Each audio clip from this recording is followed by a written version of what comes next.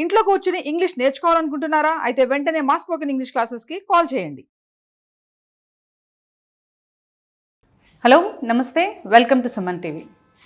Universal సృష్టి fertility centre and నమ్రత మీద ఇప్పుడు కేసు అనేది మనం చూస్తూ ఉన్నాం. అంటే దాని మీద అలిగేషన్స్ కానీ, అంటే సారోగేసీ గురించి కావచ్చు, లేదంటే ఫర్టిలిటీ సెంటర్స్ గురించి కావచ్చు, చాలా రకాలుగా ఇప్పుడు చూస్తున్న ఈ కేసే మనకి బయటికి వచ్చింది. కాకపోతే ఎప్పటి నుంచో ఇవి జరుగుతూ ఉన్నాయి, బట్ వెలుగులోకి రాలేదు.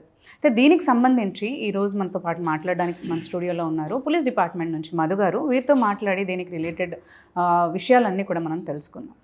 నమస్తే అండి మధు గారు. నమస్తే మేడం. సో ఇప్పుడు చూస్తున్నాం నమ్రత మీద కేసు అనేది ఇప్పుడు రన్ అవుతుంది. యాక్చువల్లీ ఏంటి అంటే యాక్చువల్గా అంటే వింటూ వస్తున్నాం, స్పర్మ్ డోనర్ కానీ లేదంటే స్పర్మ్ డొనేషన్ కానీ ఎగ్ డొనేషన్ కానీ ఇల్లీగల్, బట్ జరుగుతోంది. అండ్ సరోగసీ అని ఫర్టిలిటీ సెంటర్స్ పేరిట ముందు కూడా చాలా రకాలుగా మనము పర్మిషన్స్ లేని ఫర్టిలిటీ సెంటర్స్ చాలా బయటపడ్డాయి, మనం కేసెస్ చూసాం. అయితే ఈ కేసు గురించి వివరాల్లోకి వెళ్తే ఏం చెప్తారు అసలు? ఇది యాక్చువల్గా క్లుప్తంగా చూసుకున్నట్టయితే ఓవరాల్గా మనం ఈ కేసుని పరిశీలించి లాస్ట్ కన్క్లూజన్లో ఒక మాట చెప్పాలి అంటే, ఒక పెద్ద హ్యూమన్ ట్రాఫికింగ్ దీని వెనకాల నడిచింది. హ్యూమన్ ట్రాఫికింగ్ దాన్ని మీకు ఎలానో మీకు వివరించి చెప్తాను. ముందుగా అయితే ఈ ఫెర్టిలిటీ సెంటర్లో ఏంటంటే, ఎనీ ఫెర్టిలిటీ సెంటర్లో ఏముంటుందంటే మేడం, ఈ పెళ్ళైన వాళ్ళకి పిల్లలు పుట్టకపోతే వాళ్ళు అప్రోచ్ అయినప్పుడు ఫస్ట్ వాళ్ళకు IUI అనే ఒక ట్రీట్మెంట్ మెథడ్లో ఫస్ట్ కన్సీవ్ అవ్వడానికి ప్రయత్నం చేస్తారు. అంటే insemination into the uterus. Okay. రెండో మెథడ్ వచ్చేసి IVF, అంటే బయటనే ఫలదీకరణం చెందించి ఓమ్ తీసుకొని ప్లస్ స్పర్మ్ తీసుకొని టెస్ట్ ట్యూబ్ బేబీలో ఫలదీకరణం సేమ్ మదర్ ఫాదర్ బయాలజికల్గా ఉండే విధంగా చూసి ఆమె గర్భంలో పెడితే అక్కడ the third is సెరోగసీ.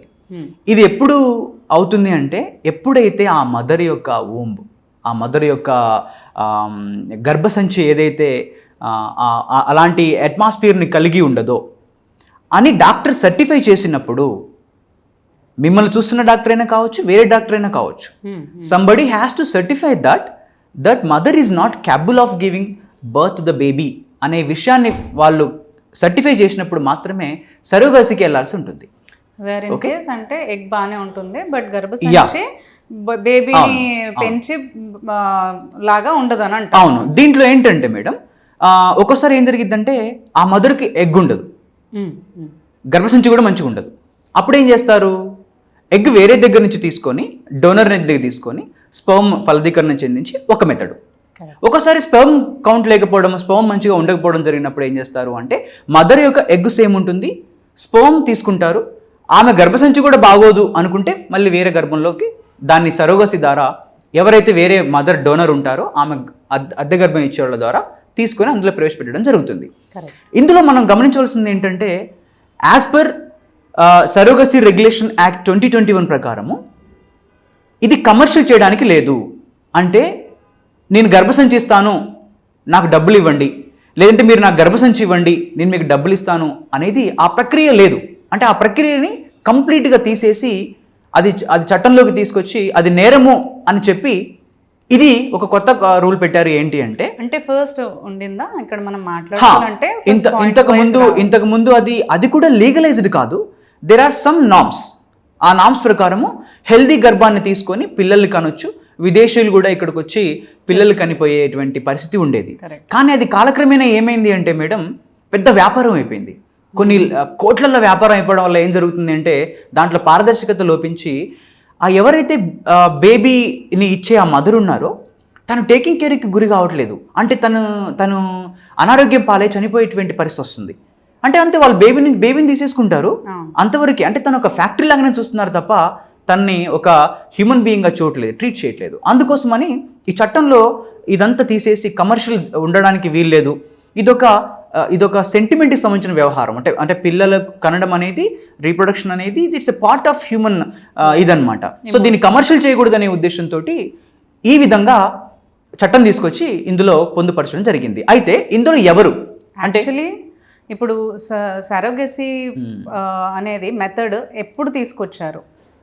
First initial గా. ఇనిషియల్గా దీన్ని చట్టంలోకి తీసుకొచ్చింది 2009, 2008 కాలంలో ఆ తీసుకొచ్చారు. టైంలో it was like commercial exactly pay చేసేసి మనం సరోగసీ ఆ తర్వాత 2015లో తాత్కాలికంగా సరోగసీని బ్యాన్ చేశారు. చేసి ఇప్పుడు మీరు చెప్పిన ఇబ్బందులు ఎగ్జాక్ట్లీ కొన్ని కంప్లైంట్స్ వల్ల, కొన్ని మిస్యూజ్ అవ్వడం వల్ల సరోగసీని బ్యాన్ చేసి మళ్ళీ వాటికి కొన్ని నామ్స్, చట్టాన్ని రూపొందించి 2021లో ఓకే సరోగసీ రెగ్యులేషన్ యాక్ట్ అనేది ఒకటి తీసుకొచ్చి అందులో కొన్ని విషయాలు పొందుపరిచారు. అందులో మొదటి విషయం ఏంటంటే ఏ కపులైనా పెళ్ళైన 5 సంవత్సరాల లోపు సరోగసీకి అర్హులు కాదు. ఒకటి. ఓకే. 2, ఆ మదర్కి పిల్లలు పుట్టరు అంటే ఆమె గర్భధారణకు ఆమె గర్భం ప్రాపర్గా లేదు అని సర్టిఫై చేసినప్పుడే సరోగసీకి అర్హులు. 3, విడో మదర్ సరోగసీకి అర్హురాలు. విడో ఫాదర్ సరోగసీకి అర్హుడు. వీళ్ళు కాకుండా there is age limit for that. 30 నుంచి 45 లోపు మహిళలు, పురుషులు మాత్రమే సరోగసీకి అర్హులు. ఆ పైబడిన వాళ్ళు సరోగసీకి అర్హులు కాదు. అంతేకాకుండా LGBT కమ్యూనిటీ ఉన్నారు, లెస్బియన్ అండ్ గే కమ్యూనిటీ ఉన్నారు, వాళ్ళు కూడా సరోగసీకి అర్హులు కాదు. విదేశీయులు ఉన్నారు, విదేశీయులు ఇండియాలో వచ్చి సరోగసీ తీసుకుంటా అంటే కుదరదు, చట్టం ఒప్పుకోదు. అంటే మీరు చెప్పేది తీసుకోవడం గురించి, సరోగసీ పార్ట్ అవుతున్న వాళ్ళ గురించి. అవును, కాదు. సరోగసీ తీసుకోవడం అంటే వాళ్ళు ఇక్కడికి వచ్చి డాక్టర్ని కన్సల్ట్ అయ్యి వేరే అప్రోచ్ అయ్యి సరోగసీ తీసుకోవడం లాంటి పిల్లలు తీసుకొని వెళ్ళిపోతారు. సో ఇక్కడ ఏంటంటే సరోగసీ వల్ల బాధితులు ఎవరు అంటే, ఒకటి ఆ మదర్ ఎవరైతే తన గర్భసంచిని దానం చేస్తుందో ఆమె. 2, ఎవరైతే బేబీని తీసుకుంటున్నారో వాళ్ళు లక్షల్లో పేమెంట్ చేసి వాళ్ళు, ఈ కేసులోనే జరిగింది. ఈ కేసులో వాళ్ళకు పిల్లలు పుట్టరని తెలిసిన తర్వాత సరోగసీ కోసం అప్రోచ్ అయినప్పుడు వీళ్ళు ఏం చేశారంటే, డాక్టర్ నమ్రత గారు ఏం చేశారు అంటే, అసలు వాళ్ళు ఐవీఎఫ్కి వచ్చారు ఫస్ట్. బేసిక్గా మనం హాస్పిటల్కి వెళ్ళగానే ఐవీఎఫ్ అనగానే ఐవీఎఫ్ కాన్సెప్ట్ మీకు ఇప్పుడు చెప్పానండి మీకు. ఓకే, సో సేమ్ ఎగ్ తీసుకుంటారు, టెస్ట్ ట్యూబ్ దాన్ని ఫలదీకరణం చెందించి గర్భంలో ప్రవేశపెట్టిన తర్వాత అక్కడ గర్భంలో పిండం పెద్దదై బాబు పాప పుట్టడం జరుగుతుంది. ఇక్కడ స్కామ్ జరిగింది కాబట్టి అంటే యాక్చువల్గా ఆ కపుల్ ఎలిజిబుల్ అయ్యి ఉంటారు. ఎలిజిబుల్ అయినప్పటికీ కూడా వీళ్ళు ఏం చేశారు, మిస్గైడ్ చేసి మీకు surrogacy is the best way, me biological పిల్లలే పుడతారు, మీ కడుపులో పెరగడం ఎందుకు, మేము బయట పెంచిస్తాము అని చెప్పేసి వాళ్ళ దగ్గర నుంచి ఎగ్ పికప్ చేసుకొని, స్పర్మ్ పికప్ చేసుకొని ఒక ల్యాబ్లో వైజాగ్లో, మొత్తం ఇదంతా వైజాగ్ షిఫ్ట్ చేశారు అక్కడ నుంచి. అంటే ఇక్కడ నుంచి అక్కడికి పంపించారు. వైజాగ్ పంపడానికి గల కారణం ఏంటంటే, వైజాగ్ పరిధిలో ఉన్నటువంటి ఒక ఏజెన్సీ ఏరియాలో వీళ్ళు ఎవరైతే పేదలు ఉంటారో వాళ్ళని టార్గెట్గా చేసుకొని ఆ పేదల ద్వారా పుట్టిన పిల్లల్ని, పసి పిల్లల్ని, అంటే అప్పుడే పుట్టి ఒక వారము, జస్ట్ ఒక 3-4-5 days అయిన పిల్లల్ని తీసుకొని వీడు ఆల్రెడీ బుక్ చేసి పెట్టుకుంటారు కదా, ఈ బుక్ చేసి పెట్టుకున్న వాళ్ళతో ఈ డేట్స్ ఇవన్నీ క్యాలిక్యులేట్ చేసుకొని కరెక్ట్ టైంకి వాళ్ళని తీసుకొచ్చి వీళ్ళ చేతులు పెట్టడం జరుగుతుంది. సో అప్పుడు వీళ్ళు ఏమనుకుంటారు, ఆబ్వియస్గా మా పిల్లగాడే అనుకుంటారు, మా పిల్లే అనుకుంటారు. ఎలా అనుకుంటారు అంటే, వాళ్ళు డాక్యుమెంట్స్ చూపిస్తారు, ఆ తర్వాత వాళ్ళు టెస్ట్ రిపోర్ట్లు పంపిస్తారు, ఆ తర్వాత scanning reports, live scanning reports video తీసి మరీ పంపుతారు, మీ బాబు కలుగుతుంది, మీ పాప కలుగుతుంది అని చెప్పడానికి. సో వాళ్ళు ఆల్వేస్ ఏం చేస్తారు అంటే, చూడండి ఇది బేసిక్గా ఏం చేయాలి అంటే, వాళ్ళు సరోగసీ కోసం ఎవరైతే మదర్ గర్భసంచి ఇస్తుందో ఆమెకు డబ్బులు పే చేయాలి. సరోగసీ ప్రొసీజర్ కోసం వీళ్ళకు డబ్బు ఖర్చు అవుద్ది. సో ఇదంతా లేకుండా ఇల్లీగాలిటీ ఇక్కడే స్టార్ట్ అయింది. యాక్చువల్లీ పే చేయకూడదని చెప్పారని అంటున్నారు మీరు. ఎగ్జాక్ట్లీ. సో ఇక్కడ పే చేసి తీసుకుంటున్నారు కాబట్టి ఇక్కడ అన్అఫీషియల్ ఇక్కడే స్టార్ట్ అయిపోతుంది. అన్అఫీషియల్ అక్కడే స్టార్ట్ అయిపోతుంది. ఎందుకంటే చట్టం క్లియర్గా చెప్తుంది, there is no payment should be done, only willing తోటి వెల్ విషర్స్, బంధువులు, వాళ్ళు కూడా ఆరోగ్యంగా ఉన్న వాళ్ళు మాత్రమే సరోగసీకి అర్హులు. వాళ్ళకు కూడా ఏజ్ లిమిట్ ఉంది, వాళ్ళు కూడా ఏజ్ లిమిట్ ఉంది. There is everything there in the act అనమాట. సో వీళ్ళు అక్కడ దాన్ని మిస్ప్లేస్ చేసి కేవలం సరోగసీ అనేది కేవలం ఒక నాటకం మాత్రమే, అంటే యాజ్ పర్ రికార్డ్లో ప్రొసీజర్స్ మొత్తం చూపిస్తూ, వాళ్ళ దగ్గర నుంచి రికార్డ్స్ చూపిస్తూ, వాళ్ళకి వీడియో చూపిస్తూ, పేమెంట్ తీసుకుంటూ, బయట ఎక్కడో కన్నా ఒక పసిగుడ్డుని తీసుకొచ్చి ఇది మీ పాప అని చెప్పి అప్పచెప్పడం జరిగింది. సో దట్ ఈస్ ద, అప్పుడు రాజస్థాన్ కపుల్కి ఎప్పుడైతే వాళ్ళ దగ్గర నుంచి 40 lakhs తీసుకొని బాబుని హ్యాండ్ ఓవర్ చేస్తున్నారో ఆ రోజు వాళ్ళు అడిగారు, మాకు DNA టెస్ట్ కావాలి అన్నారు. ప్రాబ్లం ఏమీ లేదు, మీ బాబునే, definitely we'll done it so not a issue అని చెప్పేసి వాళ్ళకు అప్పగించడం జరిగింది. కానీ వాళ్ళకి అనుమానం వచ్చింది. ఎందుకు అంటే, మనం కరెక్ట్గా చూసినట్టయితే మేడం, ఒక అర్బన్ ప్రాంతంలో ఉన్న పిల్లలకి, రూరల్ ప్రాంతంలో ఉన్న పిల్లలకి కొంచెం అడవి ప్రాంతంలో ఏజెన్సీ ప్రాంతంలో ఉన్న పిల్లలకి ఫేషియల్ ఫీచర్స్ కానీ వాళ్ళ బాడీ స్ట్రక్చర్ ఫీచర్స్ కానీ డిఫరెంట్గా ఉంటాయి ఆబ్వియస్గా. సో వాళ్ళు గుర్తుపట్టగలుగుతారు, పెద్ద విషయం కాదు అది. వాళ్ళకి అనుమానం వచ్చే థర్డ్ పార్టీ దగ్గర మళ్ళీ DNA టెస్ట్ చేపిస్తే ఈ వ్యవహారం అంతా కూడా బయటపడ్డది.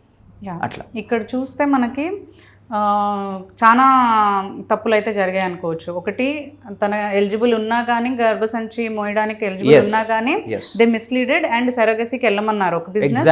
మరి ఇంకోటి, వాళ్ళు సరోగసీ ప్రాసెస్ చేయిస్తున్నాము అని చెప్పి ఇంకో ఆమెని అక్కడ తీసుకొని ఆమెతో ఇల్లీగల్ ఫార్మాలిటీస్ అన్నీ చేశారు. ఎగ్జాక్ట్లీ.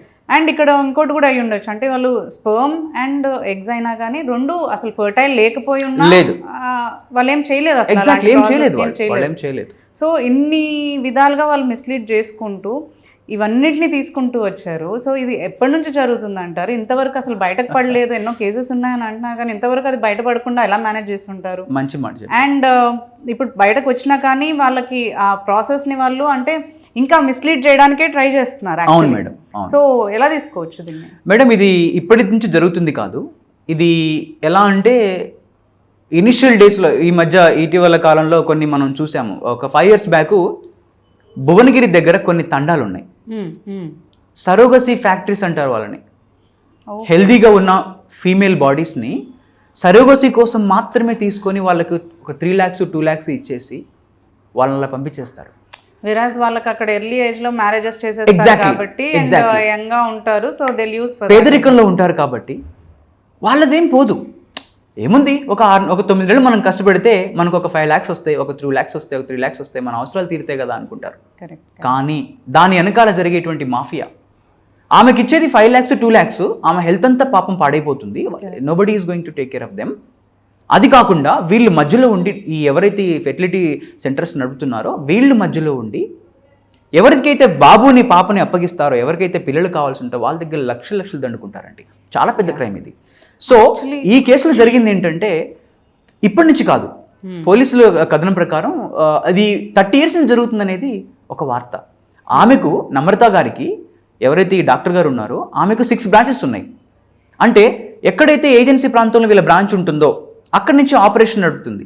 అంటే మీకు మనకు హైదరాబాద్ పరిధిలో మనకు సరోగసీ అని ఒక పిల్లలు కావాలంటే కష్టం. ఇక్కడ నుంచి పిల్లలు దొరకడం అనేది కష్టం. ఏజెన్సీ ప్రాంతంలో 50,000 60,000 90,000 ఇస్తే పిల్లగాన్ని ఇచ్చేస్తారు. వాళ్ళని తీసుకొచ్చి ఇక్కడ 30 లక్షలకి 20 లక్షలకి అమ్ముకుంటే సరిపోతుంది. చూడండి ఎంత పెద్ద వ్యాపారం అయింది.